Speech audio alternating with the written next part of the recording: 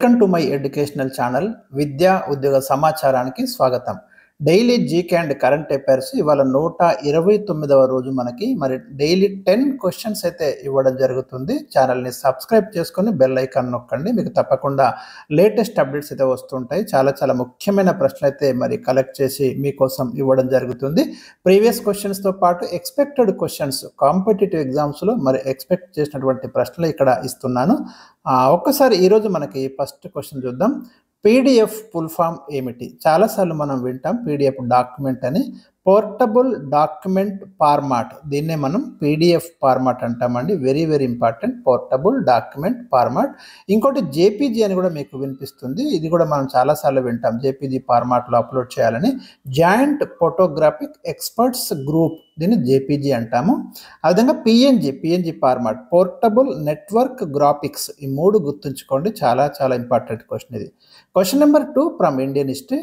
కాళిదాసు రచించిన మాలవికాగ్నిమిత్రం నాటకంలో ఏ రాజవంశం యొక్క ప్రస్తావన ఉంది? ఇది ప్రీవియస్ క్వశ్చన్ అండి, మనకు చాలాసార్లు అడుగుతున్నాడు, డైరెక్ట్గా అడుగుతున్నాడు జస్ట్ మాలవికాగ్నిమిత్రం ఎవరు రాశారని. కానీ మనకు కొంచెం డెప్త్గా వెళ్ళి అడిగితే ఆ మాలవికాగ్నిమిత్రంలో ఎవరి ప్రస్తావన ఉంది అనే క్వశ్చన్ కూడా గతంలో ఉంది మనకి. సో అందుకే తీసుకున్నాను నేను. ఇక్కడ 4 ఆప్షన్స్ మీకు ఉన్నాయి, మీరు చూడండి. గుప్తులు, శుంగవంశం, మౌర్యులు, నందులు అనే 4 ఆప్షన్స్ ఉన్నాయి. ఆన్సర్ అయితే మీరు గెట్ చేయండి.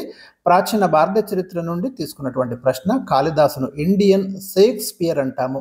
ఆ గుప్తుల కాలంలో గొప్ప సంస్కృత కవి, మహాకవి కాళిదాసు.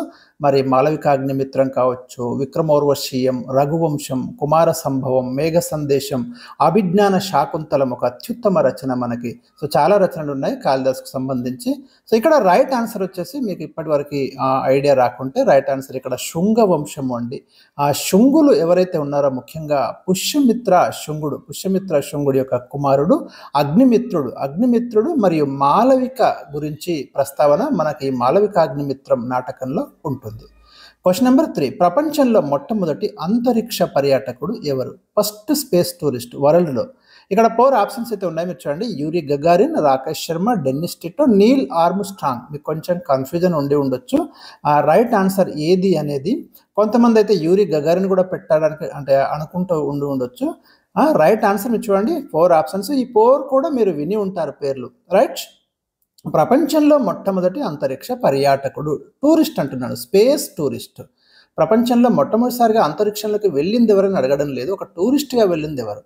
రైట్ ఆన్సర్ వచ్చేసి డెన్నిస్ టిటో అండి మనకి. ఇక్కడ right answer Dennis Tito 2001 April 28న మొట్టమొదటి స్పేస్ టూరిస్ట్గా వెళ్ళడం జరిగింది. ఇక యూరి గగారిన్ ప్రపంచంలో అంతరిక్షంలోకి వెళ్ళిన మొట్టమొదటి మానవుడు, రష్యా నుంచి, USSR నుంచి, అది గుర్తుంచుకోండి. రాకేష్ శర్మ అంతరిక్షంలోకి వెళ్ళిన మొట్టమొదటి భారతీయుడు 1984లో. నీల్ ఆర్మ్స్ట్రాంగ్ చంద్రుడిపై కాలు పెట్టిన మొట్టమొదటి మనిషి 1969లో. అమెరికా ఆపరేషన్ ద్వారా నీల్ ఆర్మ్స్ట్రాంగ్, ఎడ్విన్ ఆల్డ్రిన్ వారేమో మూన్ మీద ఫస్ట్ టైం దిగారు. అది ఇక్కడ question. Dennis Tito is the right answer. Okay, next question number 4. Indian Institute of Petroleum ఎక్కడ కలదు? ఒక ఇన్స్టిట్యూషన్ ఎక్కడ ఉందని అడిగాను. డెహ్రాడూన్లో ఉందండి. డెహ్రాడూన్ మనకి ఉత్తరాఖండ్ యొక్క రాజధాని, గుర్తుంచుకోండి. ఇక్కడ మీకు ఫారెస్ట్ సర్వే ఆఫ్ ఇండియా ఇక్కడే ఉంది, గుర్తుంచుకోండి. చాలా ఇంపార్టెంట్ డెహ్రాడూన్లో. And question number 4. ప్రతి సంవత్సరం విజయ్ దివస్ను ఏ రోజున జరుపుకుంటున్నాం? డిసెంబర్ 16ను మనం ప్రతి సంవత్సరం విజయ్ దివస్గా జరుపుకుంటున్నాం. ఎందుకంటే బంగ్లాదేశ్ స్వాతంత్రం కోసం మనం పాకిస్తాన్తో యుద్ధం చేసి ఇండియా 1971 డిసెంబర్ 3 నుంచి 16 వరకు అయితే మనం వార్ చేసినాము పాకిస్తాన్ తోటి. దేనికోసం అంటే బంగ్లాదేశ్ స్వాతంత్రం కోసం. ఈ యుద్ధంలో భారత్ విజయం సాధించింది, అందుకే డిసెంబర్ 16ను విజయ్ దివస్గా సెలబ్రేట్ చేస్తున్నారు. Question number 5. National highway authority of India, మనకి జాతీయ రహదారుల నిర్వహణ కావచ్చు, నియంత్రణ, దానికోసం national highway authority of India ఎప్పుడు ఏర్పాటు చేయబడింది అంటే 1988లో. దీన్నే మనం NHAI అంట, భారతదేశంలో జాతీయ రహదారుల నిర్మాణ సంబంధిత పర్యవేక్షణ నిర్మాణం. So right answer 1988. దీని ప్రధాన కార్యాలయం న్యూఢిల్లీలో ఉందండి. 1995 నుండి ఫంక్షన్ స్టార్ట్ అయినాయి, ఏర్పాటు మాత్రం 1988. Question number 6. ఎంఎస్ స్వామినాథన్ నేతృత్వంలో జాతీయ రైతు కమిషన్ను కేంద్ర ప్రభుత్వం ఎప్పుడు ఏర్పాటు చేసింది? చాలా ముఖ్యమైనటువంటి కమిషన్ అండి, అగ్రికల్చర్ సెక్టార్కి సంబంధించింది. ఎంఎస్ స్వామినాథన్ నేతృత్వంలో 2004లో మనకు రైతుల కోసం ఒక కమిషన్ అయితే ఏర్పాటు చేయడం జరిగింది. చాలా కీలకమైన సిఫార్సులు అయితే ఇచ్చారు. ముఖ్యంగా ఆ ఎంఎస్పి మినిమం సపోర్ట్ ప్రైస్ అంటే కనీస మద్దతు ధరల గురించి కూడా చాలా కీలక సిఫార్సులు ఇచ్చారు. ఎంఎస్ స్వామినాథన్ భారతదేశంలో హరిత విప్లవ పితామహుడిగా ప్రసిద్ధి చెందడం జరిగింది.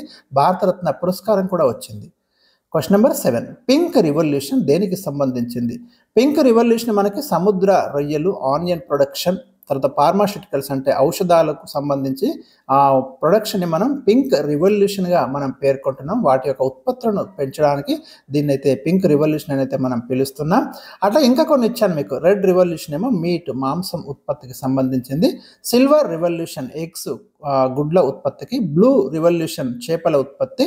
గ్రే రివల్యూషన్ ఎరువుల ఉత్పత్తి. గోల్డెన్ రివల్యూషన్ ఫ్రూట్స్ పండ్ల ఉత్పత్తి. రౌండ్ రివల్యూషన్ బంగాళాదుంపల ఉత్పత్తి. బ్రౌన్ రివల్యూషన్ సుగంధ ద్రవ్యాలు.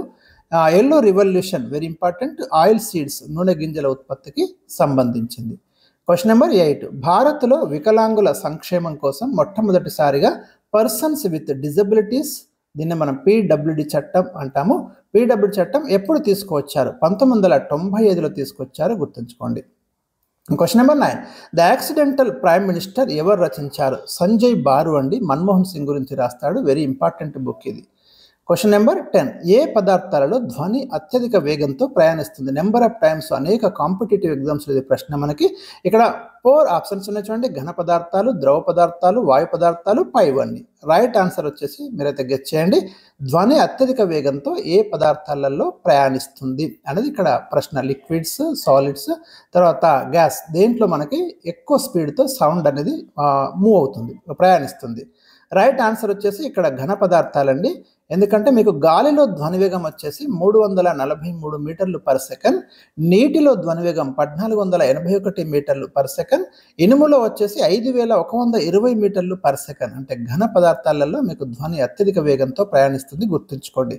సో ఇవ్వండి ఈరోజు నేను మీకు ఇచ్చినటువంటి top 10 important general knowledge questions. మరికొన్ని క్వశ్చన్స్తో రేపైతే మీ ముందుకు రావడం జరుగుతుంది. Thank you for watching. వీడియోని లైక్ చేయండి, ఛానల్ని సబ్స్క్రైబ్ చేయడం మర్చిపోకండి.